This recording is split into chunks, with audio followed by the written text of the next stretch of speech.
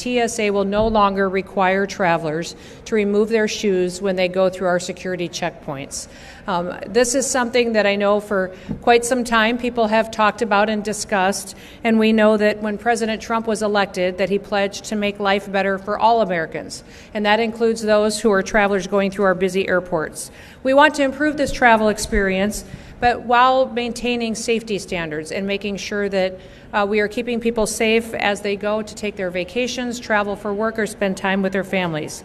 So we took a hard look at how TSA does its business, how it does its screening processes, and what we do to make people safe, but also provide some hospitality as well. Now, this is especially important to streamline the process and look at efficiencies that we can build in as we build up for some big events that are going to be coming here in the next 12 months here in the United States of America. As you all know, right now we have the club championships going on. A lot of travelers and visitors are coming into the country, but next year we will also have the Olympics that will be in the United States of America. The World Cup matches will be happening, as well as many America 250 events. All of those will bring us record travelers to the United States. Many, many people will be on airlines traveling in and out of our airports, and it's important that we find ways to keep people safe, but also streamline and make the process much more enjoyable for every single person. TSA first implemented the no shoes policy in 2006, almost 20 years ago. And in those 20 years, since that policy was put in place, our security technology has changed dramatically. It's evolved. TSA has changed.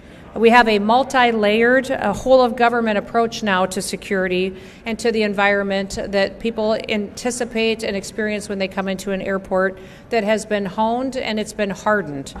We are very confident that we can continue to provide hospitality to folks and for American travelers and for those visiting our country while maintaining the same standard of security for passengers and for our homeland.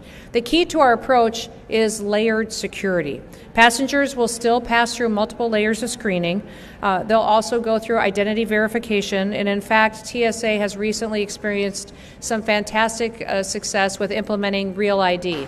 As you know, Real ID was put into statute over 20 years ago, and we recently put that into place that it went seamlessly. In fact, right now we are experiencing over 94% compliance with passengers who come through our airports and screening processes with Real ID compliant identification. Now, as you know, most of those IDs, if they're driver's licenses, they'll have a star in the right-hand corner. They may use other federally recognized identifications such as passports or tribal IDs or military IDs. But many people thought that when Real ID was implemented that it would be difficult. It would, some in the mainstream media talked about it being Armageddon, that it wouldn't be able to happen, and it has happened seamlessly because of the hard work of those who work within TSA and because of our security officers who worked very hard to make sure that passengers were compliant, but to do it in a way that facilitated their traveler. So please, I'd encourage all Americans to still go out there if you don't have your Real ID yet. It does help us identify who you are and keep passengers safe. And we would encourage you to go so and to do that. Now, we're just getting started. We've implemented several transformational changes at TSA and our security checkpoints already, just since the Trump administration has come into office.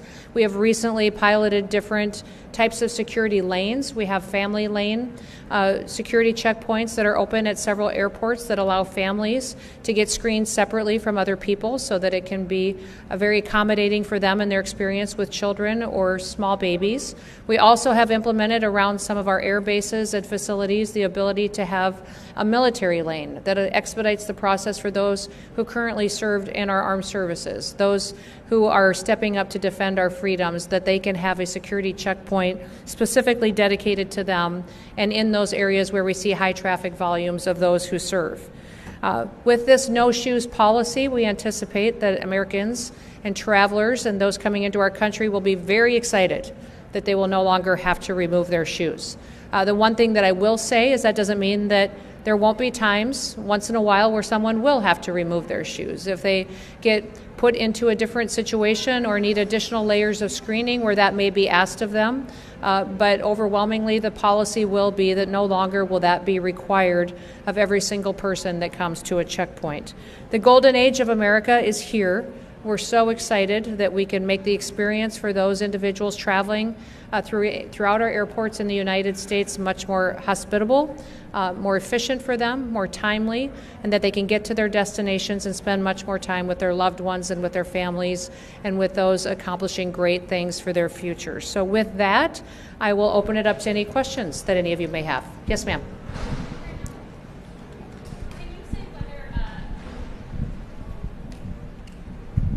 Thanks so much, Ellen from Bloomberg.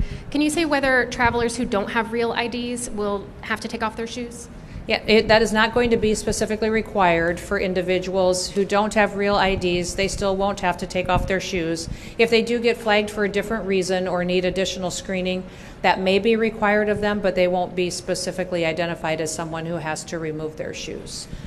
I do want to introduce behind me, too, as well. We have some fantastic TSA officers behind us, some employees working with TSA, and then also we have Ha and Adam, who have been here working in leadership in TSA. That I've been so grateful for them in their out-of-the-box thinking at how we implement reforms and make this experience much more available for those individuals who are traveling through our airports. I'll come to you next. Good afternoon, Secretary Nicole Johnson from Reuters. Yes. Question, what recent changes to security equipment or threats data has offered you the assurance to make this change? We've gone back and looked at our security processes, looked at the efficacy of everything that we do, every screening process that we have to see what results it is giving us, what information it is giving us about travelers, and then our technologies, if it's giving us the information we need as far as the screening of individuals, whether it's magnetometers or whether it is processes where they're being identified by a TSO. So all of that has been evaluated to see what is affected, what should stay in place, and what should be removed to streamline the process. Yes. Hello. Roberto Macedonio for NTN 24. Ms. Secretary, I would like to ask you about President of Colombia, Gustavo Petro. He sent a letter to Donald Trump retracting his accusations about the U.S. government was doing a coup d'etat in Colombia. Do you have any opinion? That the president was doing what in Colombia? He was conspiring against the Colombian government to take them off of the power. This is what President Petro said about Marco Rubio. He sent a letter to Donald Trump retracting himself after these accusations. What do you think about that Petro did? Well, I won't speak to that today since we want to focus on the American security here at our airports today. But I know that President Trump is working very hard to build relationships with all countries in order to make sure that we are returning their citizens back home that may be in our country illegally committing crimes.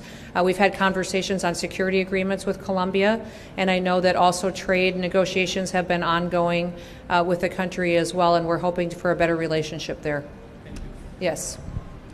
Hi, Madam Secretary. Luke Bauer with ABC News. Can you talk a little bit about what the next steps are, what the timeline looks like, when this will be implemented, and then why now? What is the reasoning for this policy to be put in place now? And then I have an off-topic question. Well, as soon as President Trump came into office, he encouraged all of us as cabinet secretaries to evaluate every agency and department, see what we can do to save taxpayers money, keep more money in their pockets, to give them more opportunities to enjoy their freedoms and liberties, to keep them safe. And certainly that is my job as Homeland Security Secretary, is to evaluate everything that we do and make sure that we're protecting American citizens here in our homeland.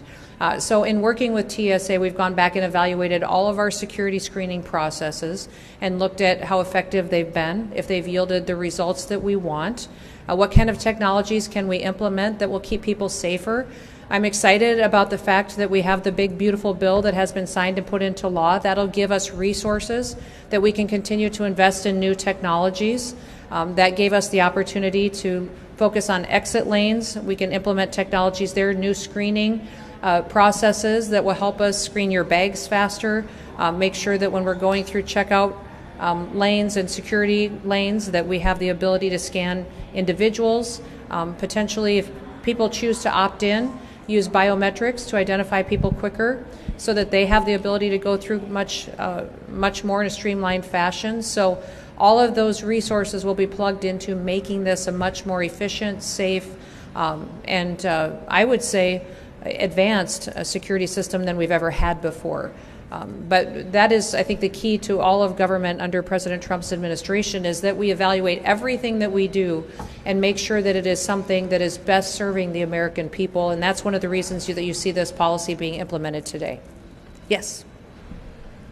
Hi, Sarah Ploss with CBS News. Yeah. A little bit of a two-part question for you. Sure. Is this an immediate nationwide rollout starting today? Yes. And then do you feel like immediately you have every airport nationwide has the capability to stop, a shoe bomb or whatever it might be right now from making it through security? We've gone back and evaluated this process and how we screen individuals and looked at the efficacy of it and making sure that everything that we do matters. And if it is something that is beneficial, that helps us in the screening process, we will continue to do it. So there will be individuals at times that will be asked to remove their shoes. If we think there is additional layers of screening that is necessary, that may still happen to an individual. But we are excited with the fact that we have the technology now, that we have the multi-layers of screening in place that we've built in over the recent several years that give us the ability to allow our travelers to keep their shoes on. Yes. Hi. I'm Pavan from Politico. The Supreme Court ruled this afternoon to allow President Trump to move forward with mass firings of federal workers. Will the TSA move forward with a reduction in force, and what could that look like and when? We'll continue to evaluate the decisions out of the Supreme Court, but as always, we comply with court requirements and federal court decisions. Yes. Hi, Alexandra Scores, CNN. Yes. I'm wondering if this shoe removal policy was that some level of security theater? Why did we do it all these years? Everything that TSA does and requires of travelers has always been necessary, but they have advanced over the years. Since the no shoes policy went into place in 2006, we have made advancements in how we screen individuals. As you've gone and traveled through airports, I'm sure you've recognized it as well. We've added new scanners, new technologies, more TSO officers in some areas. If the Real ID compliance allows us another layer of security, knowing who's going through our checkpoints and who isn't, you'll still see dogs being used to be able to check different bags and individuals as they go through. So all of those processes give us the ability to allow travelers now to keep their shoes on. Yes, follow up. And so knowing that, does this new implementation lessen the value of pre-check, and will we see decreases in prices maybe? I believe pre-check will still be something that many travelers will want to utilize, because when they have TSA pre-check, they won't have to take off their belt or their coat or remove things out of their bag such as laptops or compliant liquids. So TSA pre-check still adds a value to those travelers. What we're implementing here today for every single traveler is just that they get the chance to keep their shoes on, which I think they'll be thrilled about. Yes.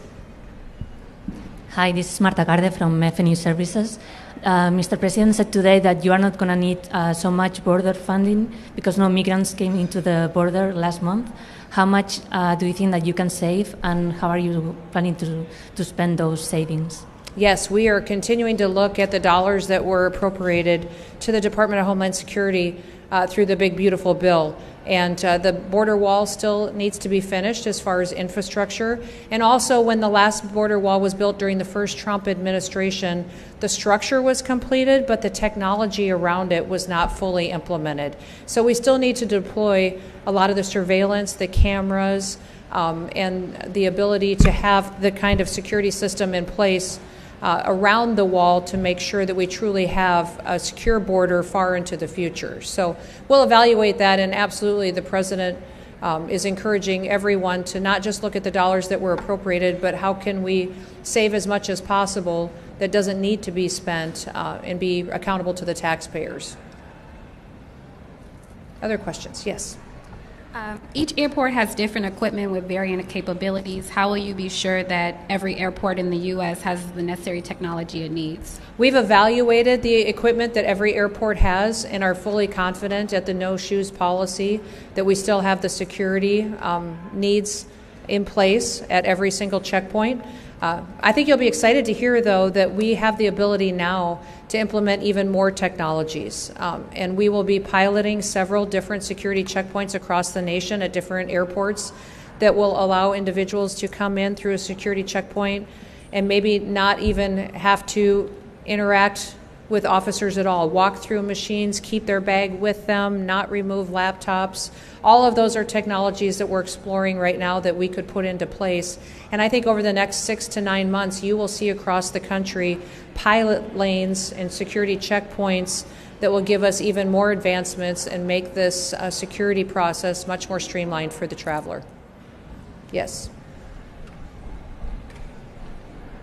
With the new technology you're talking about, is there any plan to take a look at the liquid rules or any other rules like that? I would say that every rule is being evaluated. All of you have traveled, and all of you know that sometimes the checkpoints can be cumbersome and unpredictable based on what the situation is there. And so with removing your technology, the liquids, your belts, your coats, your shoes, all of them are being evaluated and looked at, but it can only be accomplished if we have the adequate technology to make sure we're doing this safely and still keeping our systems hardened against those who would wish to perpetuate criminal activity against our airlines or those who would travel in our airways. So we'll continue to look at them, but no announcements made in those areas today. One more question. Yes, sir. Well, we'll do two because I saw both of you, so we'll do those two. Ethan Beck, Washington Post. Earlier today, a Border Patrol agent in Van Nuys, California, said that 3 individuals had been arrested for attempting to disable vehicles, that they'll face felony charges. I'm sorry, I can't hear you. You want to Sorry. say that again? Yeah. A U.S. Border Patrol agent in Van Nuys, California, said that 3 individuals had been arrested for attempting to disable vehicles and that they'll face felony charges. Can you confirm which agency actually arrested them and the charges filed? I can't confirm that for you, but I will follow up with you on that. Yes. And I do want to remind everybody that when it comes to security, I'm very grateful for all of our law enforcement officers, for our security officers here that work with TSA as well, for what they're doing to protect the American homeland. We live in times where individuals are choosing to attack law enforcement officers while they're doing their duties. In fact, we've seen a 700% increase in violence against some of our law enforcement officers in recent months. I'd encourage everybody in America to go out and to thank a law enforcement officer, someone who serves to keep our country safe. They do hard work. They spend hours a day. Many of the individuals behind me spend many hours dealing with tired individuals traveling who haven't been home for a while, living out of suitcases, and they're very patient and wonderful. If we have an opportunity to thank them for what they're doing, that would be a wonderful thing that we could do. And yes, did you have a question? Yes. Final question. Evan Kozol from Spectrum News. Quick off topic about farmers. Sure. So many of them rely on unauthorized workers. Has there been any discussion about some sort of program to transition them towards H-2A so that these farmers aren't left without labor? No, some of the discussion when working on some of our labor force in the country, and especially in regards to farmers, under the Department of Homeland Security, I, as a secretary, have the authority to go forward and to administrate H-2A visas. And so we'll be working on those and making sure that we're helping to meet the needs of the labor force that farmers and ranchers need across this country. As you all know, food security is a national security issue. It's imperative that we grow our own food in this country so that we rely only on ourselves for that. The day another country grows our food for us is when they control us. So we care very much about farmers. We care very much about every worker in this country. But number one, this president cares about upholding the law. And we will be a nation of laws that will make sure that the laws are applied equally to everyone and that we no longer, like the previous administration, pick winners and losers and decide what law we're going to enforce and who it applies to.